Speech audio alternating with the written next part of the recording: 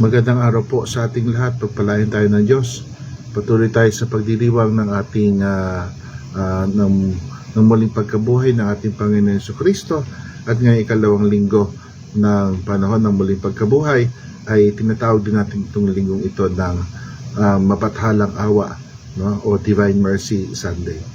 No? Ito ay may kaugnayan doon sa tinatawag nating isang katangian ng Diyos, no? O isang pangalan ng Diyos na walang iba kundi awa, no? Sa mabuting balita ayon kay San Juan, nakita natin kung paano si Jesus ay napakita sa kanyang mga alagad at ang sinabi niya, ang kapayapaan ay sumainyo, o sumainyo ang kapayapaan. Napakagandang balikan ng ating buhay, ng ating mga bukang bibig sa araw-araw.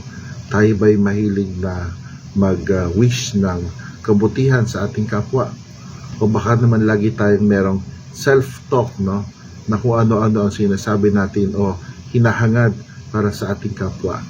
Magandang isipin natin at tanggapin kung tayo man ay nangangailangan na magbago ng mga bagay-bagay na sinasabi sa ating kapwa, o ito man ay sabihin natin sa kanila o yung nasa isip lang o nasa puso natin. Sumaatin nawa ang kapayapaan, no? Kapayapaan nagmumula kay Jesus na muling nabuhay. At ganyan tayo tinatawagan ni Jesus na manalig sa kanya. Katulad ni Tomas na pagkatapos na siya'y mapakitaan ni Jesus, talagang nagsabi, Panginoon ko at Diyos ko. Kung tayo babalik doon sa paksa ng awa, no? Maganda ding tingnan kung tayo ba'y marunong umunawa sa kapwa. Sinasabi ng iba na itong unawa ay mula sa dalawang salita, una at awa, no? Maganda na lalo na ngayon panahon ng muling pagkabuhay, mabuhay nawa muli sa atin yung tinatawag nating pag-unawa. Pag-unawa sa ating sarili, pag-unawa sa ating kapwa. Ito ay isang katangian ng isang tagasunod ni Jesus, marunong umunawa. Ito rin ay isang katangian ng isang tao na mayroong pag-asa. Sapagkat kapag ang isang tao ay umuunawa sa kanyang kapwa at sa kanyang sarili, alam niya na sa kabila ng lahat ng mga pagkukulang marahil, ay meron laging ikalawang chance, no? O ikatlo at ikaapat, no?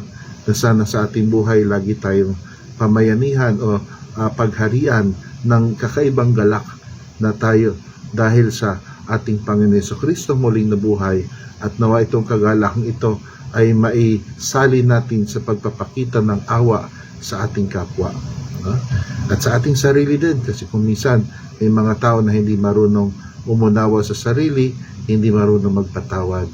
At gayon din sana sa ating kapwa, sapagkat napakarami ng mga tao na siguro dahil sa iba't ibang dahilan, opo, pero may mga tao may mga mental health situations dahil kung minsan hindi nila nagagawang ilabas ang kanilang sama ng loob, o di kaya hindi nila na-articulate, no, yung kinakailangan na kanilang isiwalat, no, sa kanilang damdamin.